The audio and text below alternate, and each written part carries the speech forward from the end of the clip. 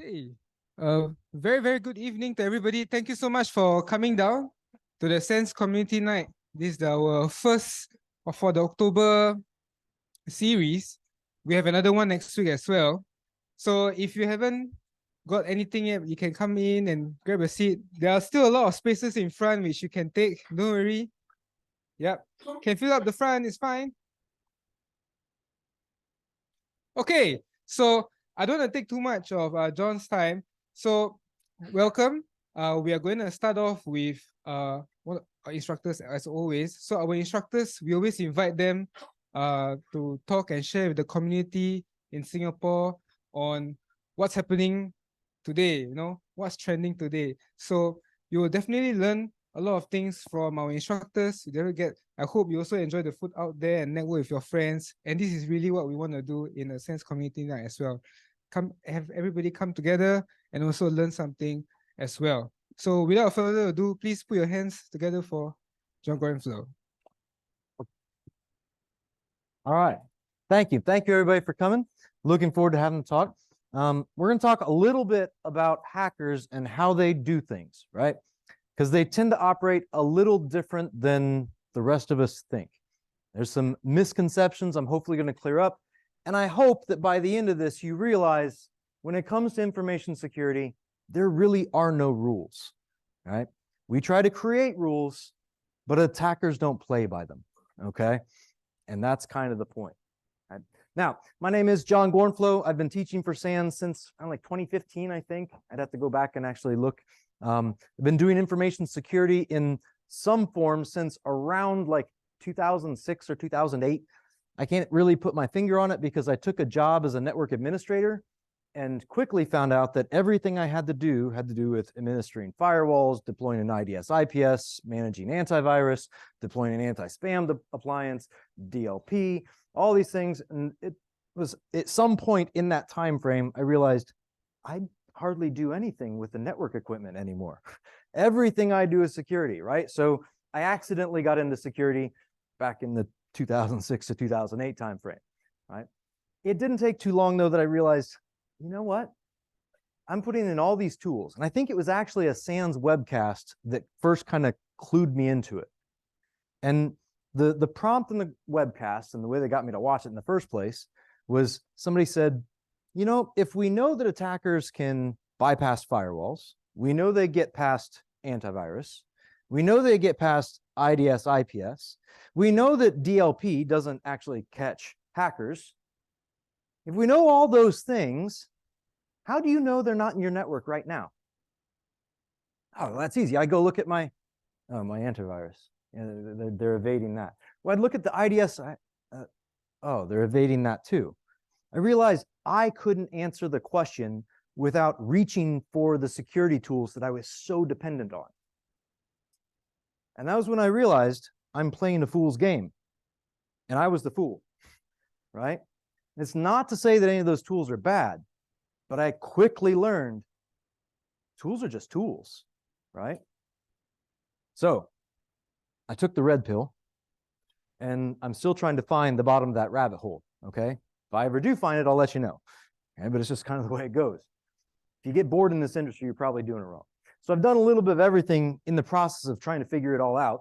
I've done some incident response, done pen testing, done security architecture.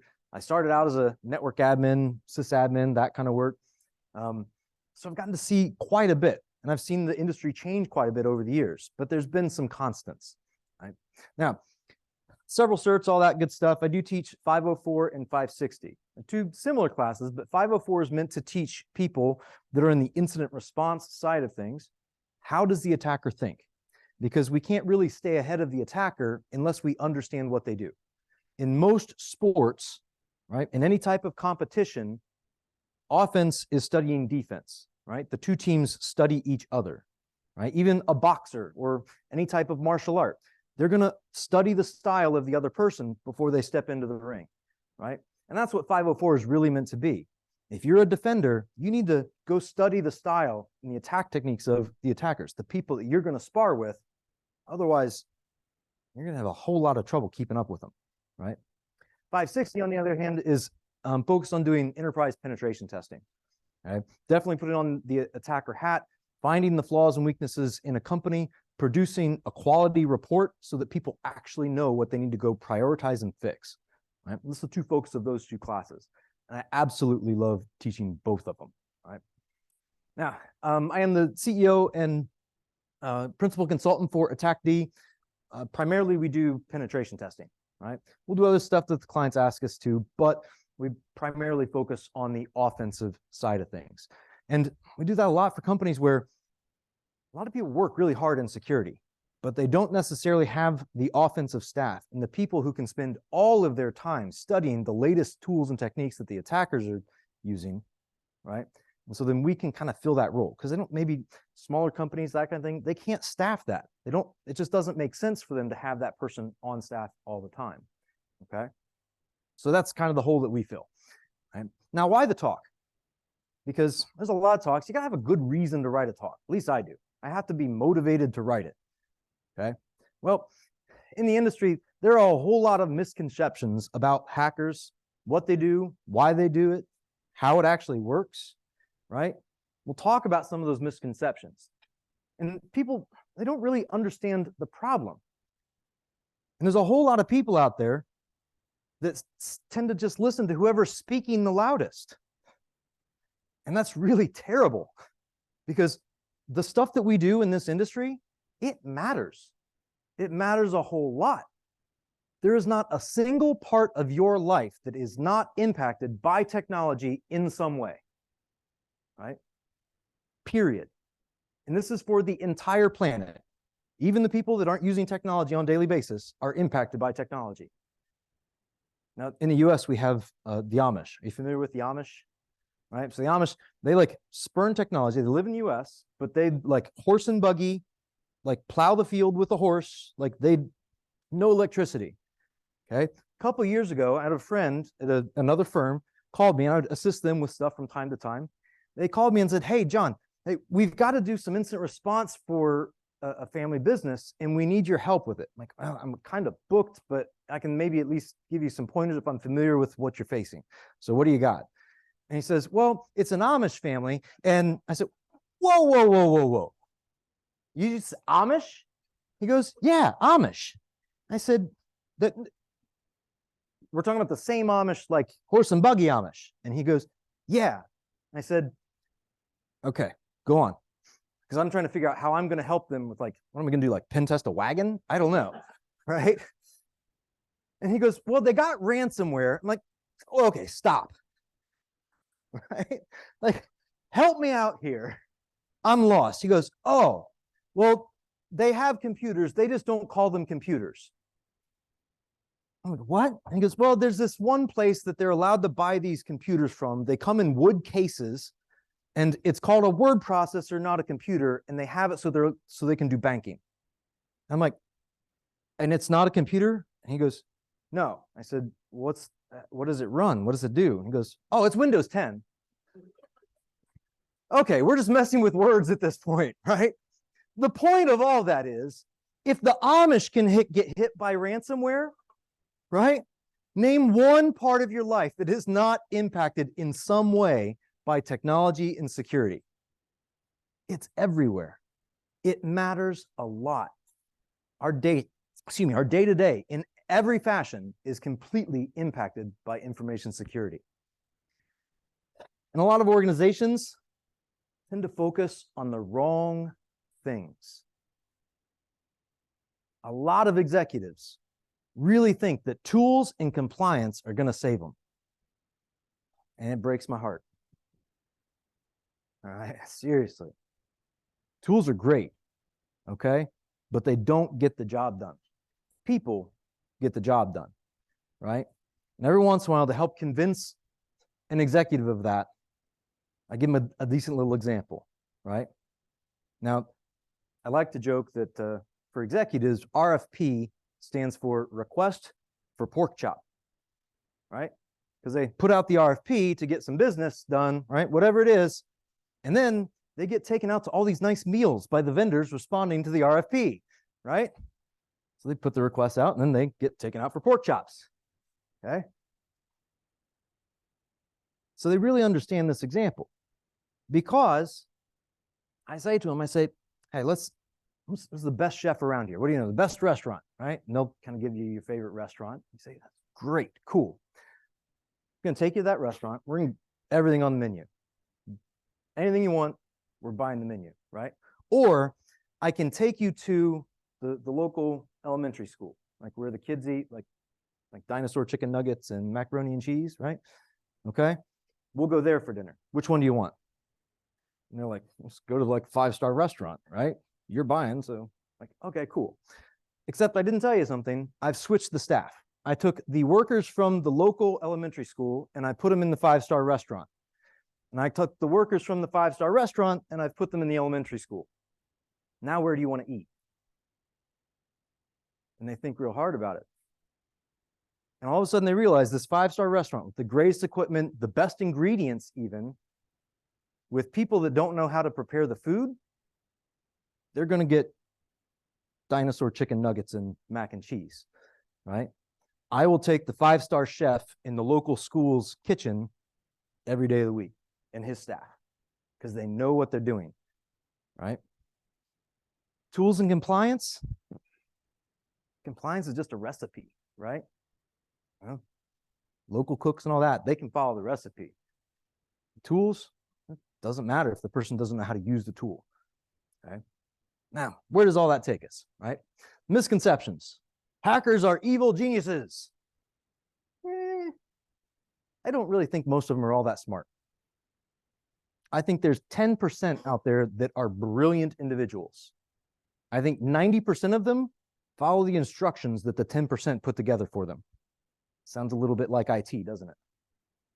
Sounds a little bit like every industry on the planet in all reality. Okay. Hacking is really hard. Some of it is, right? But when it becomes automated and the hard becomes automatic because I can push a button, how hard is it? Not as hard as it used to be. New, novel techniques, research, that's hard. But when organizations get hit with ransomware, we're not talking about hard at this point. We're talking about easy, repeatable stuff that somebody's following click-by-click instructions and compromising companies and then holding them for ransom for millions of dollars. It's a multi-billion-dollar industry at this point, right? No one wants to hack us. I've not heard that one as much lately, but the truth of the matter is ransomware changed the game. It used to be if you didn't have credit cards, if you didn't have PII, if you didn't have healthcare information, hackers didn't come after you. They didn't care. If you owned a pizza shop and you ran your business out of a spreadsheet, they didn't care about you. You had nothing they could steal and make money off of. That game changed. They reversed it. Because with ransomware, the only person that has to care about it is you, right? So if they compromise your pizza shop and they encrypt the spreadsheet that you use to run your entire business, they now have a monopoly on your spreadsheet, don't they? How much would you pay to open business tomorrow? Completely changes the game. Now, the only person that has to care is you. They encrypt your stuff at home, kids' baby pictures, vacation photos, pictures of family members who've passed on. Those are things you can't easily replace. How much would you pay to get them back? They don't care how much you miss the individual. They want the money, right? So I guess they may not be geniuses, but I definitely think they fall into the evil category at times, right? All right. We always pass compliance and we have the best tools. We'll cover some of that, okay? Now, speak loud and obfuscate the size of your stick, right? This tends to be how people operate. The less someone knows, the louder they speak. And the louder they speak, the more convincing it gets for some reason. Why? I really don't know. Psychology, I guess, and it sucks, okay? We have to be able to counter that, even if we are the more soft-spoken in the room, okay? We have to win those battles. Cybersecurity is big money and it draws a lot of attention. Now, it didn't used to be. Used to be we were fighting for every ounce of attention we could get. Now we have all this attention, all these people paying attention to us, all this money coming in, and that brings its own problems. Because now people have money and they're like, what do I spend this on? I don't know. Go buy that tool. And you get one more tool to just pile onto your stack, which produces more alerts that your untrained analysts don't know what to do with. Creates its own problem. Okay. Executives, a lot of times they're easily fooled by the people who are just walking around talking the loudest. And it's really frustrating. And we can answer and explain why. From a technical perspective, that person is totally wrong. And as soon as we start trying to talk about the technical things, the executive's eyes gloss over and they just stare at you. And in the back of their head, they're thinking, when's he going to be done? Is he done yet? Oh, hopefully he stops. I have no idea what he's saying. They tune out because they don't know what we're saying, and it makes them feel dumb. It makes them feel ignorant to something they feel like maybe they should know, even though I don't want them to know that. They're executives, right? The loud ones, they use a whole lot of activity to distract from what's actually going on. Well, we're real busy. Look at all these things. We've got tools. We've got programs, compliance. Look at all these projects we've been working on. Like, well, what do those accomplish? But look how many there are. But what are they doing? You clearly don't understand. Activity is not necessarily progress. But we've got to have people that, one, understand what we're actually dealing with, and two, can communicate it, right? It's a challenging game, okay? Now, tools and compliance. Organizations that don't truly understand the threat, and they don't understand hackers, they don't understand technology, they tend to gauge all of it with the misguided notion that compliance and tools can save them. And it cannot. It really cannot. So starting and stopping with compliance and tools creates all sorts of issues that you've probably seen in one form or another. Even organizations that I feel like are doing it right still fall victim to this. Partially because you can't do everything right. It's too much time, too much energy, too much money to do it perfectly. So at some point, you've got to check boxes because you're running out of days, you're running out of hours. Like, I don't know, sleep is optional, I guess, for a while. It's a tough business, isn't it? We're constantly fighting that. Investing in people and process is way more important than tools and compliance. Let's go back to my example with the 5-star restaurant in the local elementary school kitchen. I want skilled people that know how to execute solid processes. You can give them mediocre tools and they will still get the job done. That is a hard thing to sell to executives sometimes. Sad, but true. And it's on us to convince all of them if you're the technical person, right? Now, the cold hard truth, attackers don't care about laws and they don't care about rules. The only laws that they actually care to follow are the laws of physics.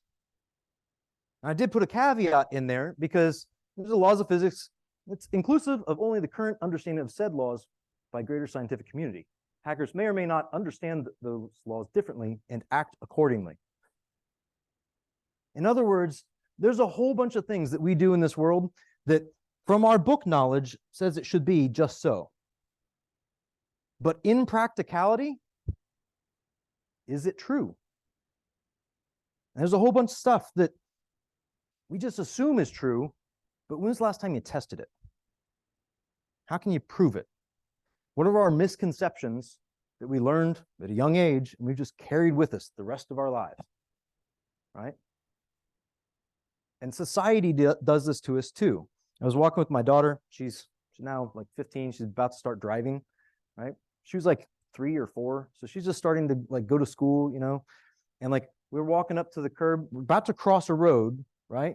And I stopped because when you stop and look both ways before you cross the road, and she just keeps walking. And I'm like, stop her. I'm like, whoa, we got to stop and look both ways. I'm like, thought they were teaching her these things. Like she'd like safety city and stuff, you know? And she looked up at me and she goes, pedestrians have the right of way. And I said, no, the laws of physics have the right of way. You can step out and be right, you'll still be dead. She was very confused by that answer, right? But I had to retrain her, right? These are the laws that matter. Other than that, everything else is made up. It just is. Everything else is arbitrary and made up by human beings, and it's rules that we all try to follow. That's the hacker mentality. That's what we're up against. And it is really hard to toggle that bit and stay in that mentality all the time. They do it because that's their job, right? Us, we have to try to think that way, but do good with it, right? All right. Now, quick compliance history. Now, this is very US focused, okay? But we go all the way back to 1983 with the first implementation of compliance.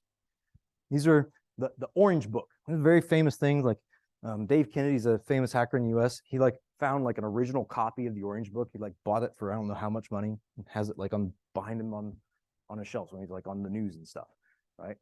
But it's old, 1983, right? As things happened and as bad stuff happened, then we started implementing other things, other compliance requirements. So HIPAA for us in the US, this is all about protecting healthcare information, okay? It's not that great of a compliance standard, not very prescriptive. Hey, there's some good ideas for security you might think about, right? It's not great. As we started getting like credit card breaches and that kind of thing, 2004, that's when PCI came into play. Right? We've been fighting this battle for a while. It's just now kind of hitting critical mass. Okay, so we hit that like 2009 critical controls. Now this was the 20 critical controls. SANS created those at first, eventually handed those off to the Center for Internet Security. I think it's now 18 critical controls, right? Cool, compliance. So all those compliance standards from 1983, and there's probably some before that, right? But the slides are only so big, you know? How are those compliance standards doing for us? Not so great anymore, is it?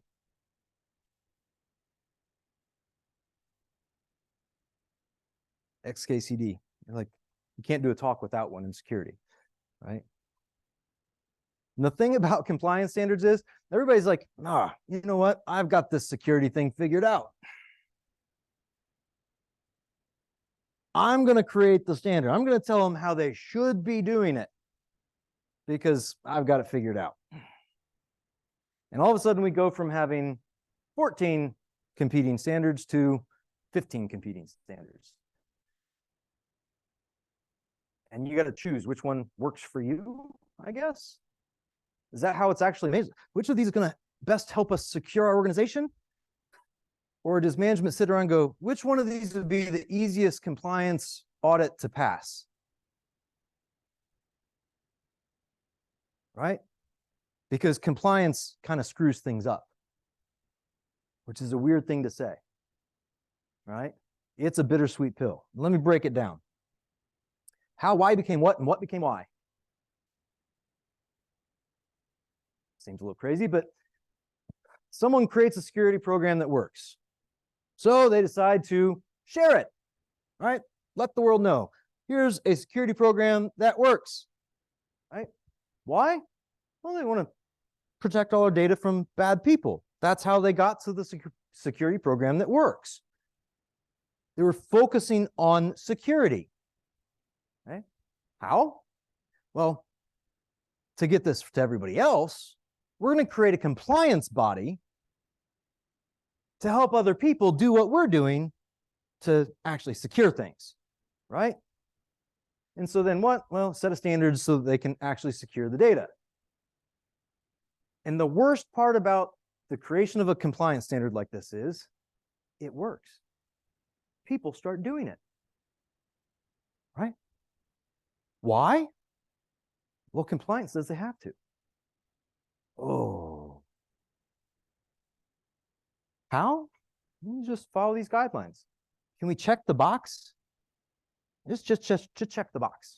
Whatever you got to do, John, just check the box. But we're not just check the box. We'll take care of it later. What? Bare minimums. Anytime you put a compliance standard in place, I don't care what it is, this is the minimum to pass. Guess what? That's all that's going to get done. Now, this is a bittersweet pill, right? It's a double-edged sword, whatever metaphor you want to use, because if it didn't exist, there are some organizations that would do absolutely nothing, which is terrifying, right? But because it exists, it's all some people are going to do, which is just as terrifying, because it's never quite enough. The why matters, and compliance breaks it, right? I'm not saying that compliance is altogether evil, because it's not. But how we use compliance is. Compliance is a tool. It should never be the driver of security. Compliance is a measurement, not a driver. There's a big, big difference there. Right? Now, the soul-sucking side of compliance. Anybody? How many people do a thing at work that serves absolutely no benefit to securing your organization, but you spend hours doing it regularly because compliance says so? Anybody? This guy's got two hands up, right? How many people don't have hands? Apparently a lot, right? It's just what it is. We end up sitting idle or working on a whole bunch of things that in the end, they don't matter at all. Meanwhile, the real alerts, the real activities that we could focus on to actually make a difference go undone. And that's terrifying. Right? Policy. Now, I'm not knocking on policy, but it's really just your own company's compliance. Am I right? I've worked at multiple companies where their security policy was really just pointing at a compliance center saying, we'll do whatever they tell us to. Again, bare minimum, right? And then on top of that, you have policies, and have you ever felt like you don't really have a policy because the process to get the exception to policy is easier than, well, following the policy? Kind of creates a mess. So most security policies start out as it, right? And it sounds really good. It all looks good. Security architecture and all that good stuff. And it's a solid structure. And it's all well and good until something isn't just quite right. And then people start playing a game. I call this game security Jenga. And you start out with this good, solid structure, right? Now, if you hit it with a bowling ball, sure, it's going to fall over, but it's solid structure at this point until that first need to create the exception to the policy comes along. But it's just one exception to policy, right? So the piece comes out, maybe gets set to the side. Other times you got to take the piece off and like put it up back on top, because anytime you violate the policy, you've got to have some compensating control that you stack on top, right? And the years go by. Your policy and your architecture and your network and all that start to look like this. And it gets a little bit worse, right? And somebody says, hold on, this is getting completely unsafe. She really needs to be wearing a helmet. What if she falls? And then next thing you know, right, the worst happens because we've created this unstable structure. And so what do we do with it? We just need to make sure we document all of the exceptions to policy. That way we know what they are and we can gauge our risks based on the risks that exist, right? Yeah, cool. Well, there's the policy. Documented where it all is. Woo-hoo! Now, it wouldn't be funny if it wasn't a little bit true, but it's also kind of sad, right?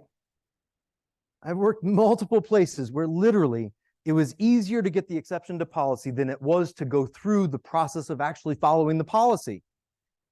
And that's broken.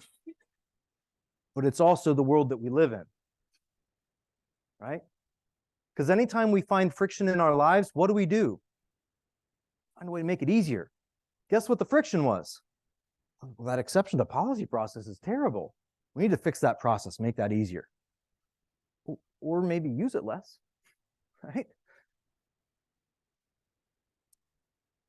As a pen tester, I love exception to policy. It's my favorite thing ever, right? It's what keeps me in business. As a pen tester, I hunt exceptions to policy. Some of the misconceptions that are out there, things like, oh, I don't know, like, well, what are the odds the attacker finds that system? Let's talk through that, right? When we create an exception to policy, we create something that is now non-standard or different. When I scan a network, I can detect or I can see the systems that belong and the ones that don't. Just to demonstrate that, I put a scan from a pen test, change the IP addresses to protect the vulnerable, right? Put the IP addresses and the ports into a spreadsheet. Gave a count of the number of ports open on each host. When you sort that and start looking at the differences, you see some patterns, right? So let's look at what we got. First, well, these first three up here, 12 ports open, 20, 21, 22, 23, right? Apparently we're counting to 30, I don't know. These are probably printers because, well, somewhere along the line, HP decided that if you have a printer, it needs to listen on every port known to man in case someone needs to print on that port. When was the last time any of you printed over Telnet? No? FTP. It doesn't happen, okay? Regardless, it's printers. We'll leave the poor printers alone. If you pick on them, they like start spitting paper out all over the place. It gets messy, all right? Next, down below, for all these other hosts, these look like pretty standard Windows hosts. Outside from the part that they've got like the NetBIOS ports open like it's 1998, they're pretty standard Windows systems. This is just the average Windows desktop, right? So we've got, the question then becomes, where are our exceptions to policy then, right? We've got a couple, okay? These IP addresses and ports, likely networking devices, SH, Telnet, right? These are common ports for like a Cisco switch, Cisco router, something like that, right? But these guys, these are unique. One of them has 12 ports open. One of them, like 7, port 7. Anybody know what port 7 is off the top of your head? Well, 7 and 19, that's actually like, it's like chocolate and peanut butter, man. I love finding that. Because 7 is echo, meaning if I send something to it, it just echoes it back to me, which I don't know who decided we needed that protocol, right? And then 19, chargen, just generates characters. So what you do is you connect the chargen and send it back to the echo and connect them together, and they just start like firing words at each other, and they eventually denial of service each other, right? Now, is that really that big of a vulnerability? Probably not, but it is fun to do sometimes, right? Okay. But these are my exceptions to policy. What are they?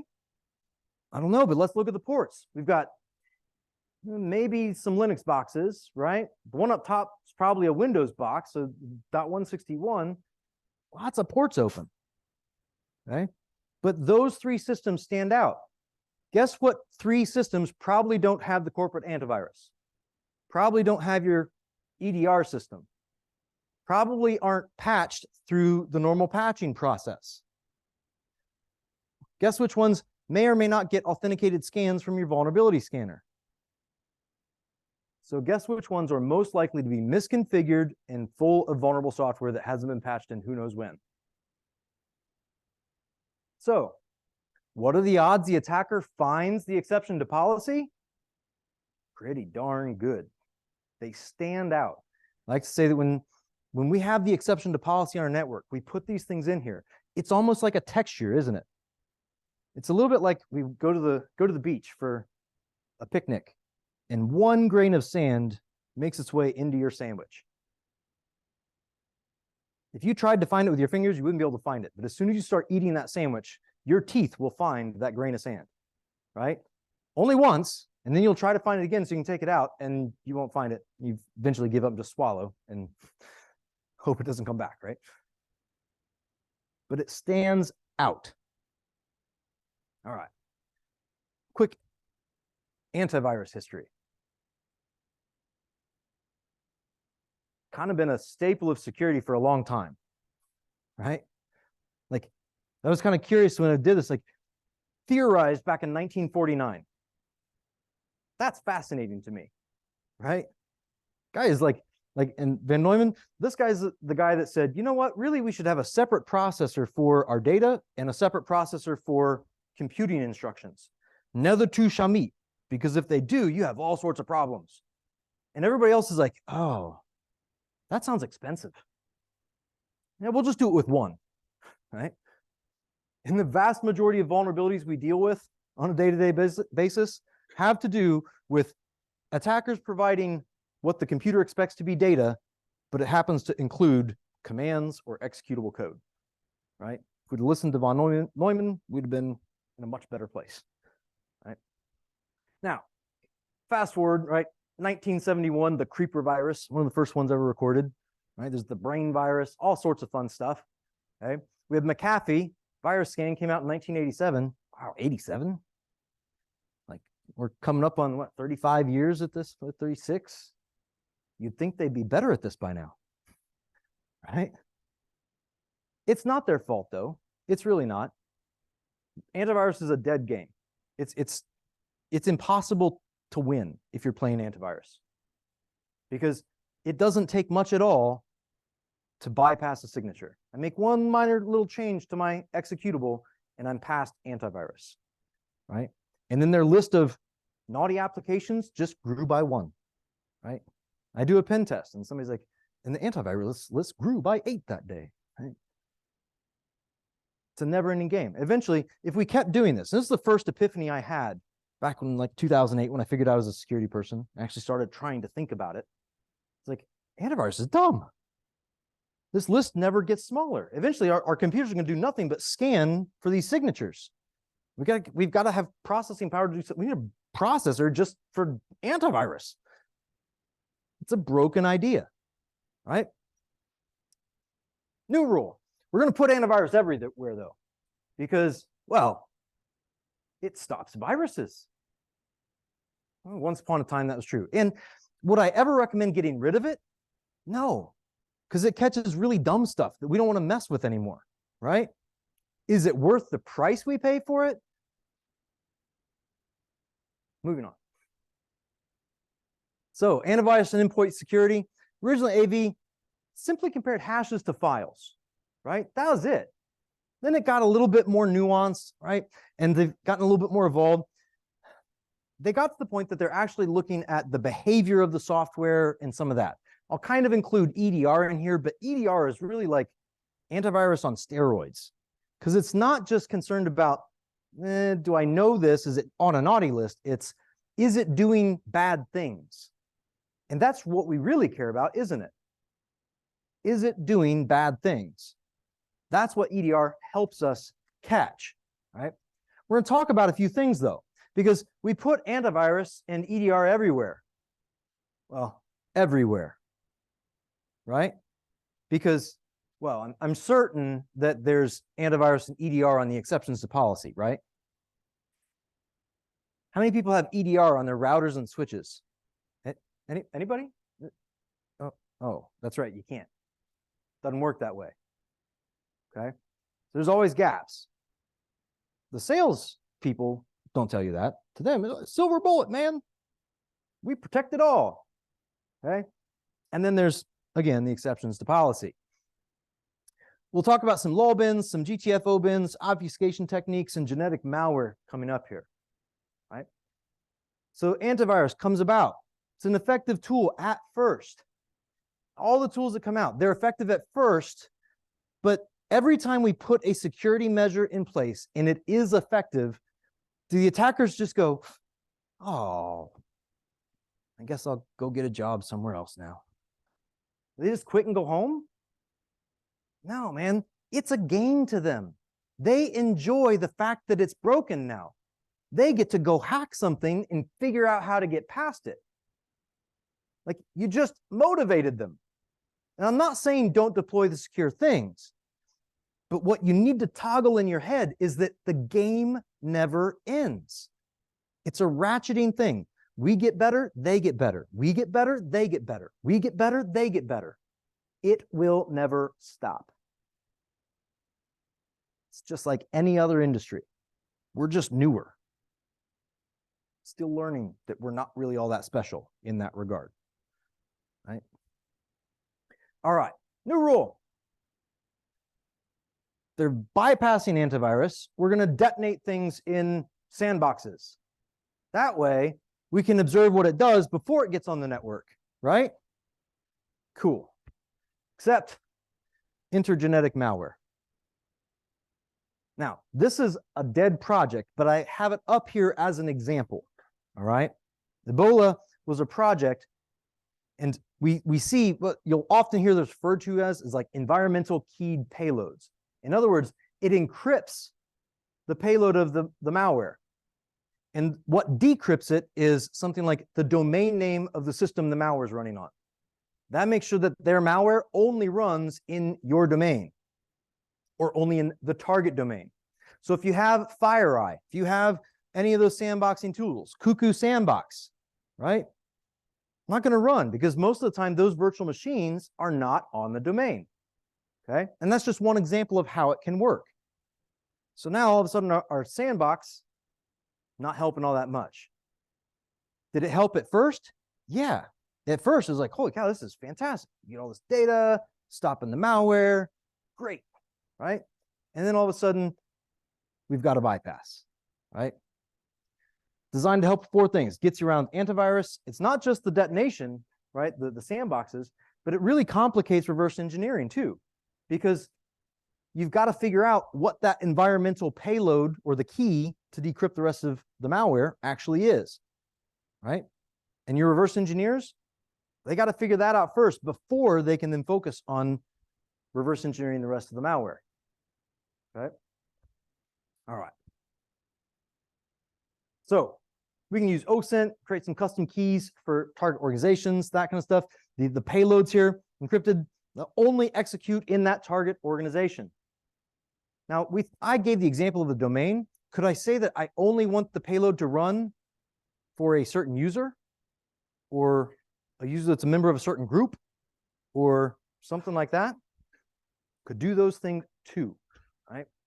Complicates all that reverse engineering. It's impossible to crowdsource that because what's specific to you? Isn't antivirus really just crowdsourced identification of bad guys? Yeah. Game gets harder, doesn't it? New rule. Antivirus isn't enough. We need to whitelist all the software. Create the allow list so that only the good things run, right? Because if we only let the things that we know run, well, malware can't run, right? You think that the bad guy's like, ah, shucks, going home. Go get a job at McDonald's. Oh, game on, man. Just got a little harder. New challenge, right? Enter lolbins, right? I should update that. Should say lolbas now. They changed the name. Apparently the scripts were feeling left out, right? It's living off the land, binaries and scripts, all right?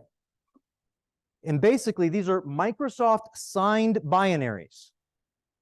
Whole bunch of things built into Windows. In fact, the culmination of lolbins is Windows. You can just call Windows a lolbin, right? Windows is my favorite hacking utility,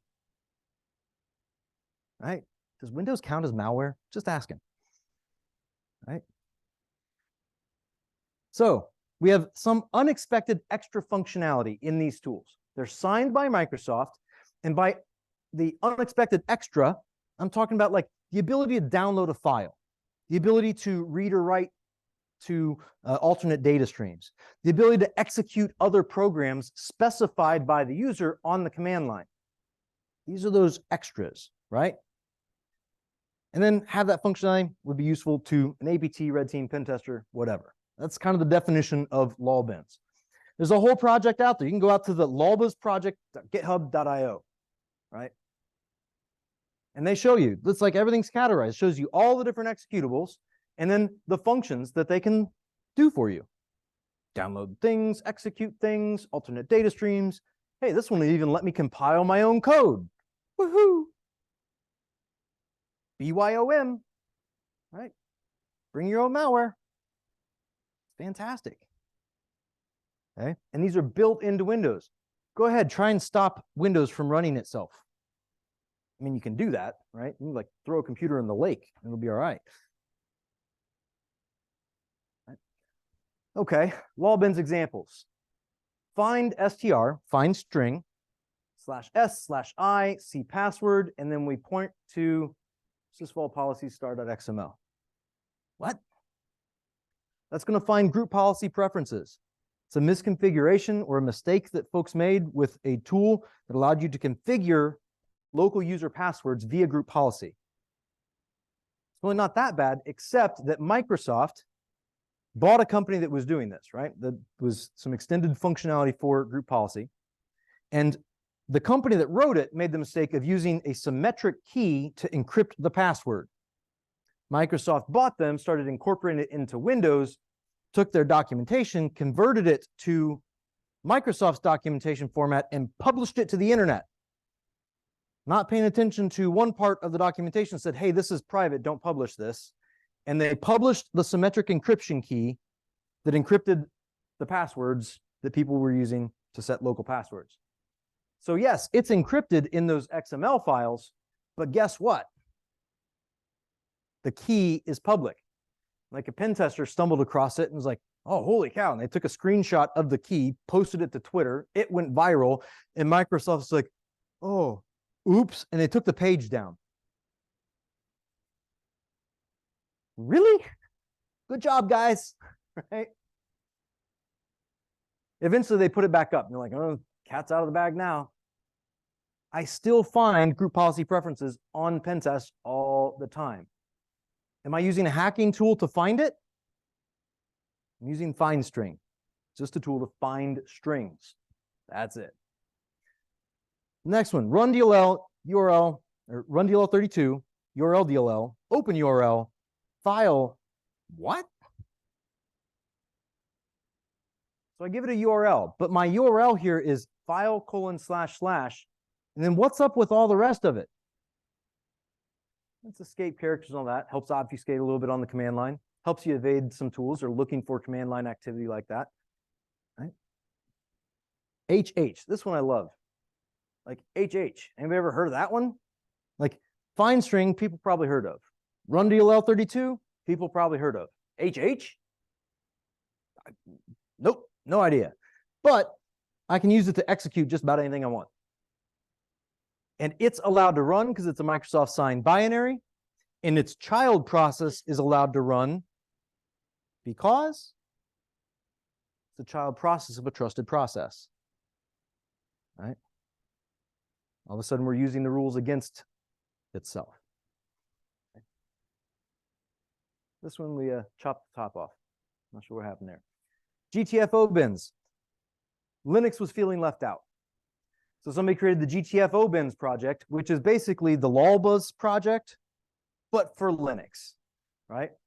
All the same kinds of things. Tools with a whole bunch of unexpected functionality, except I find it way funnier, right? There's different tools and all that stuff, shell, right? The binary, the functions that you get, right? The number of tools that can like run additional commands, tools for reverse shells. Well, just a few. Tools that can actually launch a shell. Like, I want to know what can't launch a shell on Linux. Right? That's the honest question at this point. Okay. Example with OpenSSL. We can use OpenSSL to receive a shell. Beautiful thing about this, OpenSSL, if you're not thinking encryption, you're not thinking right. So I can do my shells and actually encrypt the communication in the process. And then to shovel a shell, I mean, it's not pretty, is it? Like, these are things like, yeah, but how do you remember that stuff, John? My class knows. How do you remember this stuff? You don't. You cheat. I cheat all the time. I take notes. And then when I need to remember something like this, I pull it out of my notes because I am never going to remember that make FIFO command at the bottom of the slide. I could try, and even if I could remember it, I'm not going to type it right. I'm going to make the same typos that you guys do all the time because I'm human, right? New rule. We need EDR and command line logging everywhere, right? That EDR is going to save us. Command line obfuscation. Not that easy because for command line logging and that kind of stuff, it has to match a pattern for the command lines. Okay? Fantastic talk. And this is old, by the way. This talk, I believe, was 2018 or 2019. Okay? So this is not new by any means, right? Daniel Bohannon, and he was watching APTs run these things, and they couldn't see them. They had command line logging, but they couldn't see how things were happening. They just kept seeing weird stuff show up in the logs. Stuff like this. You're like, what's command.exe? It's going to launch a for loop with the delimiters of a s/ token 4. Set find string. What in the world is going on? I have no idea. Mostly because the Windows batch syntax is one of the worst syntaxes in the history of computing. But that aside, right, let's break this down. If you run that, what eventually happens is PowerShell runs. What? Let's go back. Where is PowerShell? How in the world is that PowerShell? Well, let's actually break it down. Command.exe. It's going to start command.exe. /c says run the following command. Right? For F, and then it does delimiters here. And the delimiters are S and /. And basically what it says is use those two things, and anytime you see one, that's a break. It's a delimiter, a separation of different fields, right? And then the tokens is, hey, which field do we actually want out of all this? Which is still like, what in the world are you talking about, John? Well, it helps actually if we start down here with the set command. If you type set by itself on Windows, it spits out the environment variables for that Windows system, okay? Then there's a find string command, which finds strings, and it searches for PSM. Why? Because at the start of the PS module environment variable is PSM. So it finds that string. And then it uses the S and the / as delimiters to parse out that string. Now, as best I could, I tried to break that up visually so you could see the fields that are created by those weird delimiters. The first field is the PS module equals C:. And then there's a dark /. That's a delimiter. So field 1, done. Field 2 is program files. Field 3, window. The S is another delimiter. So window, its own field. Then what comes after that? PowerShell. And so the 4 up there says grab the 4th field. And then there's a / after PowerShell. So then the command becomes PowerShell. Heads explode. I know mine did the first time I saw it, right? Now, let's see it work.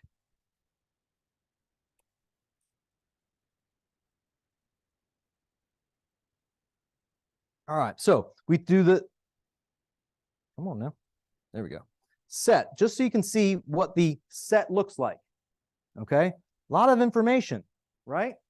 But we're going to do set, and we're going to pipe it through to the find string. Oops, fitness string. Find string PSM. And you can see that it narrows it down to the one line that we care about. And remember, it's going to break this up by the slashes, the S's, right? And eventually it slices it down to just this PowerShell bit right there. Okay.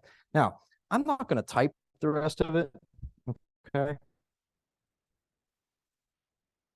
Because and they will fight me for trying. No.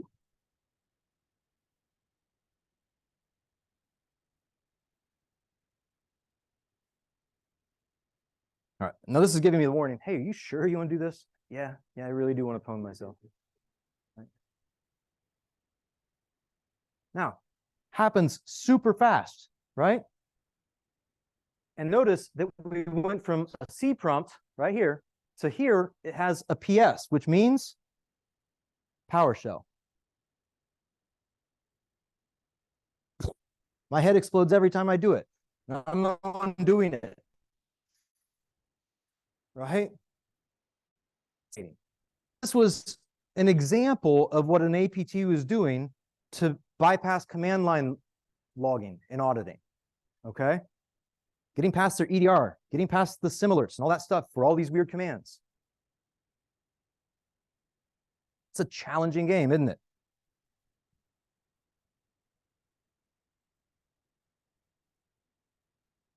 Let's get back to the slides.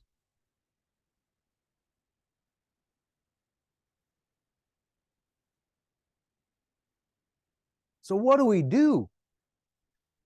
Because I'll be honest, I wrote the deck and I get to the end and I'm like, oh, this kind of sucks. Like, it feels overwhelming at times. We take one step forward and it feels like 2 steps back. And then we find out things like that and it's like, it's been out for how long? This has been common technique for an APT for a while, right? It isn't hopeless, right? However, did we talk about a single tool that we couldn't get around in this talk? Not a single one. Not a single one. What I like to say is that if it's made by humans, it will be broken by humans. Not can be, will be. Everything will break.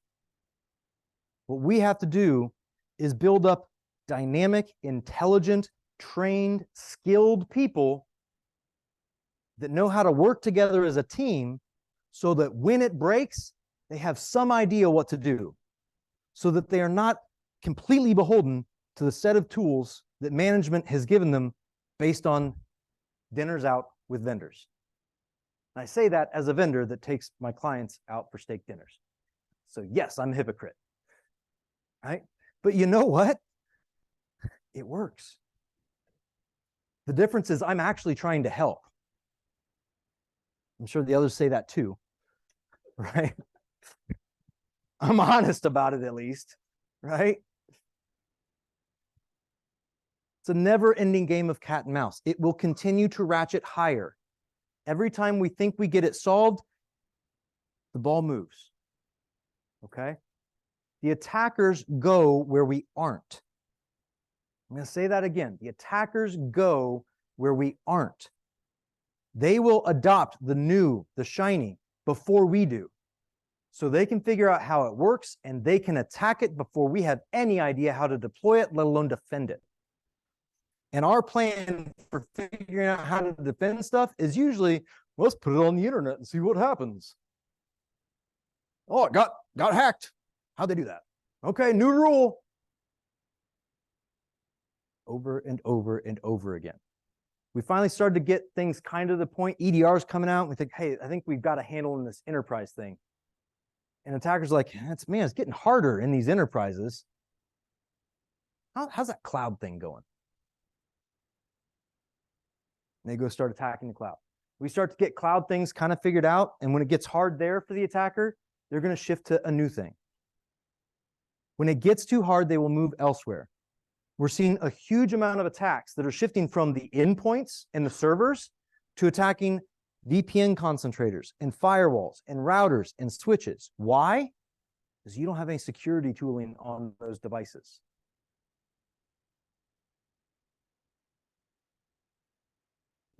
You can't see, right? The best defenses are well-trained, well-equipped people. Doesn't have to be perfect tooling. There is no such thing as perfect. But you give smart, intelligent people that have the basics down pat. They understand how technology works. I don't care if it's a security person or not. If they get technology, they'll learn security in a heartbeat. Like, oh, well, yeah, obviously. Oh, obviously. And all of a sudden the game changes for them. They're done, right? They're in security at that point. All I want are people that understand the technology. And if we don't understand the technology, we will lose because the attackers do better than we do most of the time, right? Effective defenses always start with understanding the attacks, not compliance. All right. That's all I got. Questions?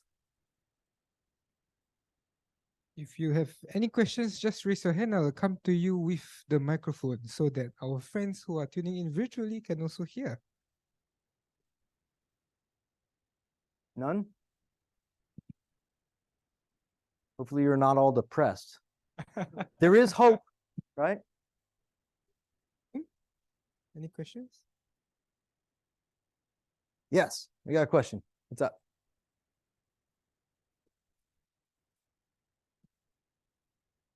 So how frequently do you think a pen test should be conducted on the network or on an application? How often should a pen test be done on a network or on an application? Yep. As often as you can afford it. Hmm. Now there's because here's the question. When do the attackers stop hacking? Never. Right? Yep. So as often as you can afford it is maybe the right answer, but it's also not the financially realistic answer, is it? Okay. So the application, you want to do the good application pen test. You want to do that with major changes. And then figure out what's your risk profile on that application. What happens if it's hacked, right? What kind of data is in it? What kind of functions and business processes could the attacker kick off if they got access to it, right? And the more it can impact your business, the more often you might want to think about pen testing it. Now, if you talk to AppSec people, they'll talk about like baking that into the development pipeline and doing some automated testing and continuous testing of that as things are developed, okay? And that's kind of stuff, that's the pen test that never really ends, right? You're constantly checking for that stuff. But you always want to have that time when the manual pen test comes in. So I've seen folks do some apps like quarterly. I've seen them do twice a year. I've seen once a year. I've seen some folks who are like, well, when the auditor asks, then we'll do a pen test. That's the wrong answer, right? So it's going to depend a lot. Now, the network pen test, it does depend a lot on the type of organization you are, likelihood of being targeted, that kind of thing, the size of the organization. The bigger the organization, the more likely you need to be in some sort of continuous pen testing mode, right? Your vulnerability management program, in all reality, should be almost like a continuous pen test, right? Lots of assurance tests that are done regularly from just continuously, right? So continuous scanning, looking for the non-compliant things or the exceptions to policy, that kind of stuff. And then it's not pen testing, but I think it can help serve some of the same roles. It finds some of the same things that I find when I do a pen test. But if you do threat hunting, you find all sorts of nasty in your environment. You're not pen testing. You're allowed to be there. You're looking for bad. The first step of doing like threat hunting and stuff for an organization that's never done it is usually cleaning up all the shadow IT that exists in the organization and all the non-standard or non-compliant or things that shouldn't be there, the exception, like the things that should be an exception to policy or should need an exception, but nobody did the exception. They just did it, right? Get that cleaned up first. Threat hunting is a great way to mature your organization. And that is more along the lines of that continuous pen testing thing. And then you bring in the pen tester to test your assumptions along the way, right? And again, it's going to come down to a lot, but as often as you can afford to do it is a great answer, even if you're not using my company, right? But if you're big enough and you have that kind of budget, you probably have an internal team that can do that, and it's more that continuous work. Yeah. Okay. Thank you. So before we go, I realize it's already a bit over 8. So before we go to our Kahoot, we have one last questions, okay? Hi, John. I don't want to appear like this is a snide remark or so, but I think what you just shared is more for the enterprise CEOs, for them to understand, because fair question, I fair. saw a lot of nodding heads because we're all in the same space, right? Yeah. We have to, as security, take care of everything that you just said, Yeah. including compliance, including Yep. GRC and everything, and deploying to the enterprise, because everything comes under IT, so to speak. Do you think this is a sort of a lose-lose situation? Do I think it's a lose-lose situation? I think it can be. I think the way that we have everything currently structured is absolutely a lose-lose situation.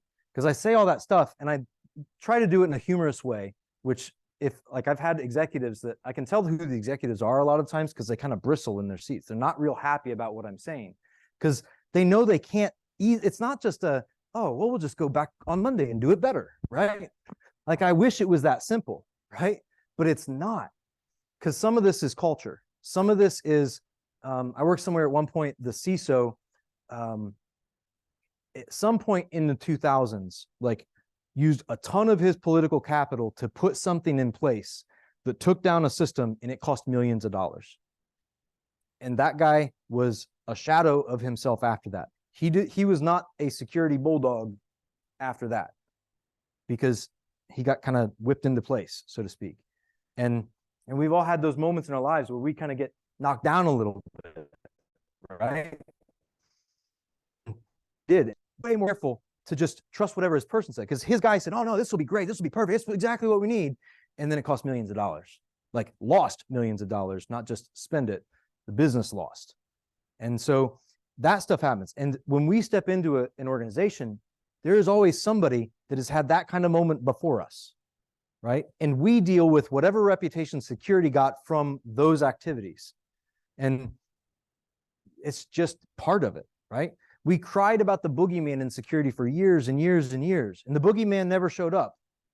And then all of a sudden ransomware showed up, and that's the boogeyman, right? And so for a long time, security was this, it was ghost stories to scare kids. And now, no, there's real boogeymen out there, right? Baba Yaga. That's Russian for boogeyman. I only know that because of John Wick, right? So we're, all that to say, I feel you, man. Like, it's not an easy thing.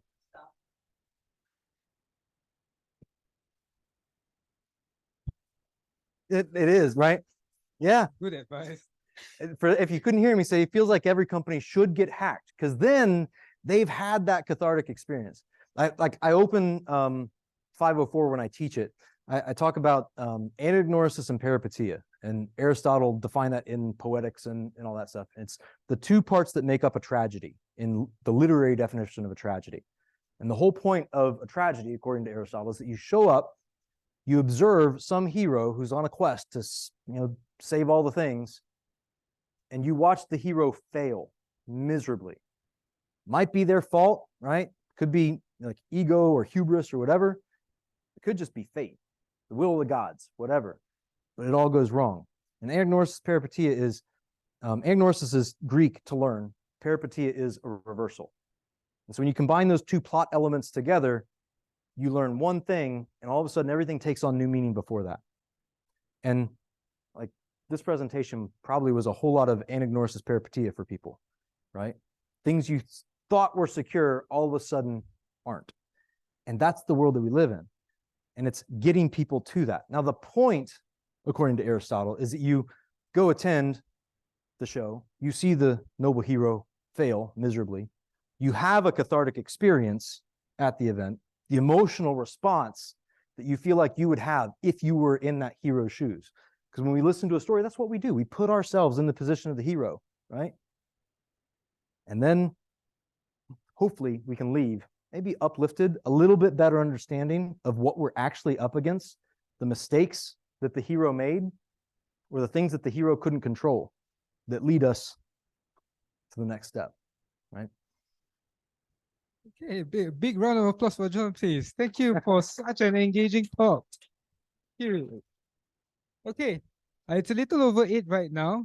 So in the Singapore Community Nights, what we like to do is we have some very nice engaging Q&A. We do it through Kahoot, okay, and the first two, the top prize, okay, we'll get to choose either the Grey Hat Hacking Book. We've been giving out the 5th edition for the past few com nights, but this time we're giving out the 6th edition, which is the latest one, okay, for the Grey Hat Hacking Book, okay, and another one will be the Applied Incident Response, both written by our instructors, okay?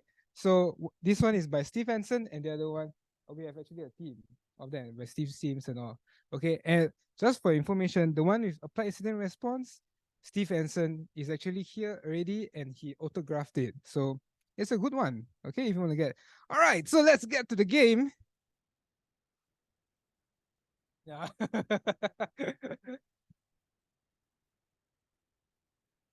Okay, just give me a moment.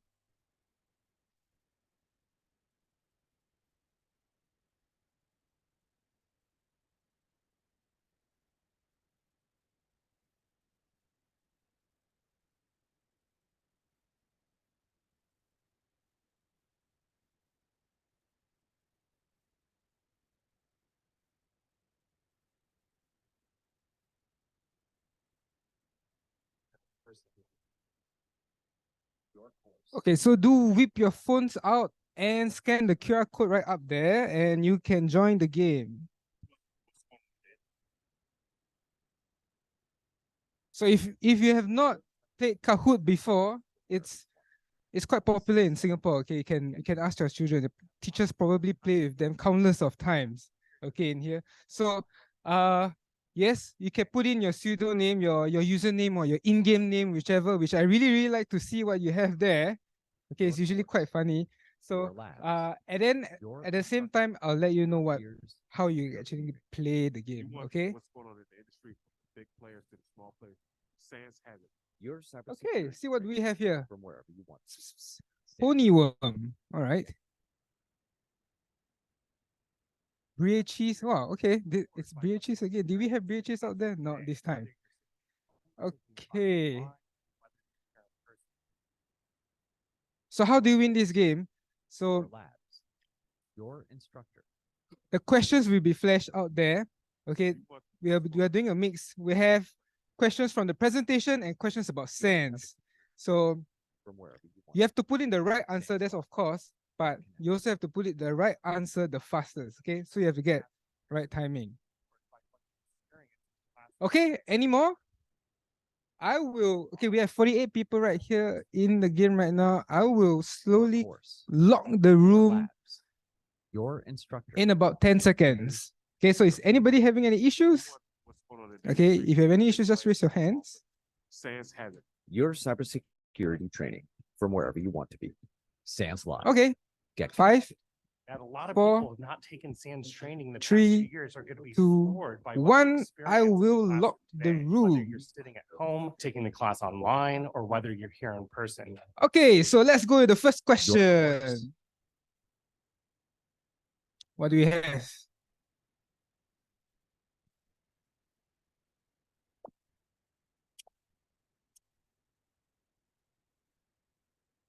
Which of the following should receive the most focus and investment to build effective security programs? So your phone is the controller. Okay. Pick the. That was that. I'm pretty sure you won't get the answer within 1 second.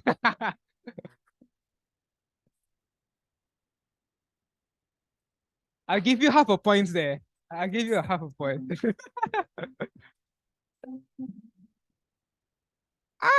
Okay. 42 people got it right. Okay. Wait, we have one yellow color. Okay, yeah. Well, that was because that was the most recent thing you remember. Okay.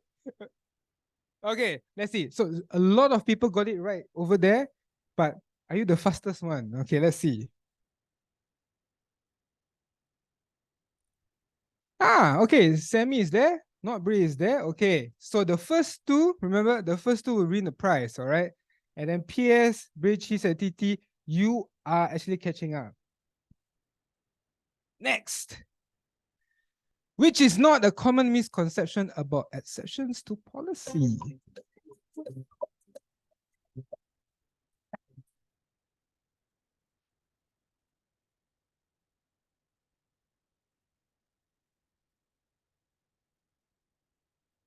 It's only one exception. Or hackers are unlikely to find them. Ooh, quite a balance. Not bad. They should only be used as a last resort. That's the right answer. But a lot of people also answer it's only one exception. Okay, let's see who got the right answer. Oh, not Brit Tickle. Okay. So YZ is there right now. Okay, the Junmin is slowly catching up. Okay, not bad. Okay, let's go to the next one. What's one way attackers bypass application allow list on Windows? GTFO bins. As a non-cyber, I don't know how to read that properly. So, no bus. Genetic malware. Polymorphic malware.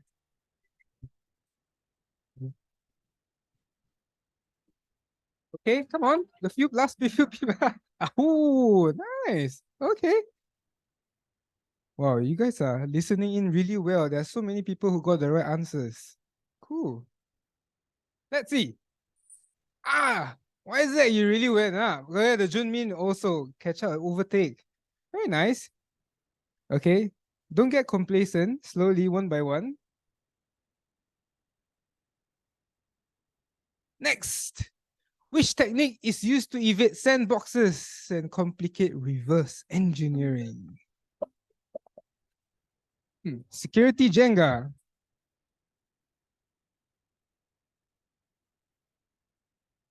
We have a few similar answer options from the previous one as well.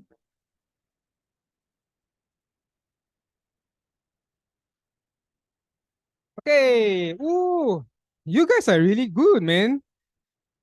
A lot of right answers. Is it maybe the questions are too easy? Nah. Okay, let's see. Oh, they stay right there. Isaac and the Junmin. Okay, cool. Hi, you're trying to catch up right there. You're a few points away. Try to catch up. It'll be nice to see. Okay, so that was the questions for the presentation just now. Okay, and what we like to do is also we have some questions regarding SANS as well.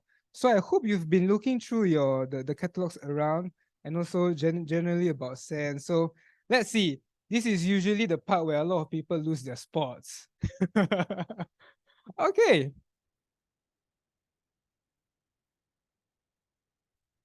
What is the certification body for SANS? So if you take a course and you take a exam or a certification, okay, and what is that?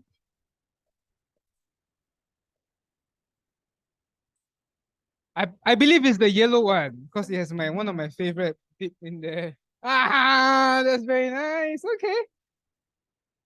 Good. Yep, it's the blue one. So it's Global Information Assurance Certification. Now, I know some people got tricked by the green one right there. Yep, it's assurance. Okay, assessments. So it makes sense, but it's not the right one. Haha, got you there. All right. Let's see who got change. Ooh, wow, these are seasoned players. Okay, why is it at the Junmin? And high is still right there. Okay, catch up a bit more, right? A bit more. Okay, let's go to the next question. In November, what is the course that can lead you to a GX Certified Intrusion Analyst Certification? GCIA. Well, I've been flashing the slide for a reason. Okay, it's for you to win. Which one? It's a SEC 503 network multiplier and throw detection in depth. or Sec 999, network motto and burglar. Whoa, network, not bad. It's really a do re mi fa sol la ti do. Yes, it's Sec 503, which is network monitoring and threat detection in depth. This is happening in November. Okay, so if you are interested to take this course with this really cool certification there, you can approach me or my colleague Sean. He's somewhere here. Okay. Okay. Why is that? You're right. The Jumi is really going really strong. Okay. Okay. Ready for the last question? Let's go. What does SAN stands for? My favorite question. Okay, read properly. Okay. It's definitely Singapore Audit Network System. Yeah, we're from Singapore, right? Does that mean audit network and security? Or sys audit, audio, network and security. Aha! Oh, very close. System, admin, network and security. Yeah, almost correct, but you missed the audit. Okay, you missed the audit. Okay, let's see who gets the 2 top spots, all right? Ba-bam, let's see. Third prize, GG. Oh, GG. Not bad. Okay, no. Oh, wait, what? It's totally different. Oh, okay, that's okay. Let's see. Why is that? Wow, you really fight your way through.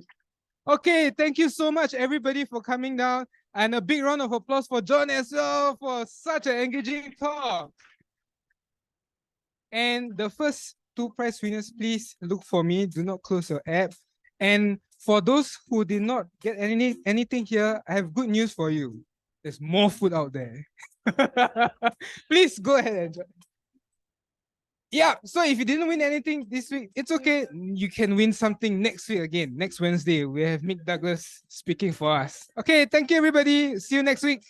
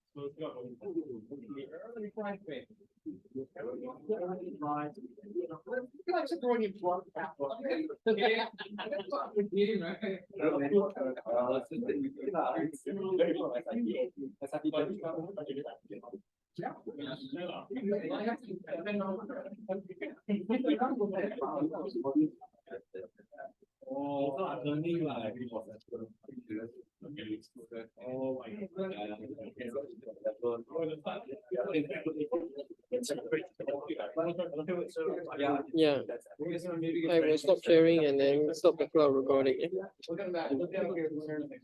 Hello?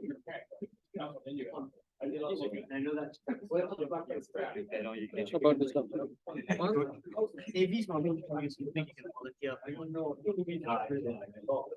Oh, so I will stop there. Yeah, I stopped the thing, but I haven't stopped the recording.